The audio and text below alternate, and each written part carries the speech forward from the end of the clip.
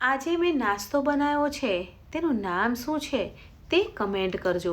આ નાસ્તો ઉપરથી ક્રિસ્પી અને ખાવામાં ટેસ્ટી બને છે। સન્ડે હોય એટલે બાળકોને ટેસ્ટી અને ચટપટું ખાવું હોય ને તો એકવાર જરૂરથી ટ્રાય કરજો। આ નાસ્તો બહુ જ ટેસ્ટી બને છે। ક્રિસ્પી નાસ્તો બનાવવા માટે મેં 700થી 800 ગ્રામ બટાકા લીધા છે। બટાકા ધોઈ લેવાના છે અને બટાકા બાફી લેવાના છે અને બટાકા ઠંડા થઈ જાય પછી ઉપરની છાલ કાઢી લેવાની છે। હવે આપણે બ્રેડ લઈશું। અહીંયા મેં વ્હાઈટ બ્રેડ લીધી છે। તમારે બ્રાઉન બ્રેડ લેવી હોય તો પણ લઈ શકો છો। અહીંયા હું 6 પીસ લઉં છું। તમારે 7થી 8 પીસ લેવા હોય તો પણ લઈ શકો છો। તો ફ્રેન્ડ્સ, બટાકા ઠંડા થઈ ગયા છે તો હવે આપણે મેસર લેવાનું છે અને બટાકાને મેશ કરી લઈશું। તમારે બટાકાને છીણવા હોય તો છીણી શકો છો।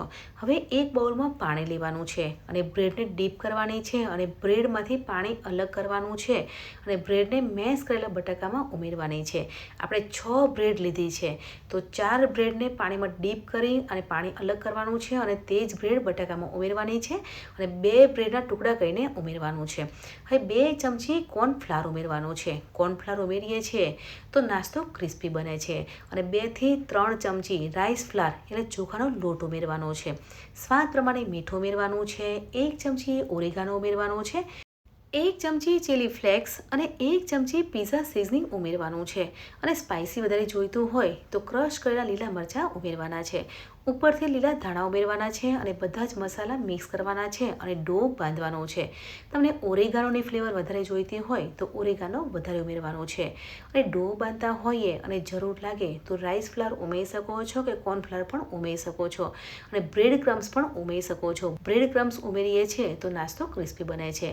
અહીંયા ડો છે તે આ રીતનો બાંધવાનો છે અને ડો બંધાઈ જાય પછી 10થી 15 મિનિટ ફ્રીજમાં મૂકી દેવાનો છે એટલે ડો સેટ થઈ જશે। ફ્રેન્ડ્સ, 15 મિનિટ થઈ ગઈ છે તો હવે આપણે ક્રિસ્પી નાસ્તો બનાવીશું। નાસ્તો બનાવવા માટે આદરી પર તેલ લગાવવાનું છે અને આપણે પરાઠા વણીએ છીએ તે રીતે થીક પરાઠું વણવાનું છે અને ટ્રાયેંગલ શેપમાં કટ કરવાનું છે। તમારે ગોળ શેપ આપવો હોય તો પણ આપી શકો છો અને ચોરસમાં કટ કરીને નાસ્તો બનાવવો હોય તો પણ બનાવી શકો છો। આજે મેં ટ્રાયેંગલમાં નાસ્તો બનાવ્યો છે તો હવે આપણે તળી લઈશું। તેલ ગરમ થઈ જાય પછી તળવાનું છે અને નાસ્તો તળતા હોઈએ ત્યારે ગેસની ફ્લેમ મીડિયમ રાખવાની છે અને ગોલ્ડન લાઇટ બ્રાઉન કલરનો થાય ત્યાં સુધી તળી લેવાનો છે।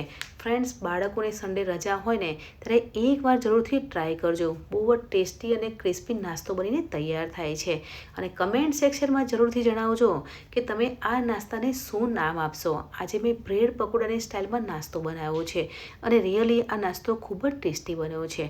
તો ગરમા ગરમ નાસ્તો બનીને તૈયાર થઈ ગયો છે અને આ રીતે બધો જ નાસ્તો તળી લઈશું। આજે મેં બ્રેડ પકોડાની સ્ટાઇલમાં નાસ્તો બનાવ્યો છે તો મેં ટોમેટો કેચઅપ સાથે સર્વ કર્યો છે। તમે ખજૂર આંબલીની ચટણી સાથે પણ સર્વ કરી શકો છો। ફ્રેન્ડ્સ, આજે મેં સન્ડે સ્પેશિયલ બાળકોનો ફેવરેટ નાસ્તો બનાવ્યો છે તો નાસ્તાની રેસીપી કેવી લાગી કમેન્ટમાં જરૂરથી જણાવજો। મળીએ છીએ નવી એક આસાન અને હેલ્ધી રેસીપી સાથે। ત્યાં સુધી બાય બાય।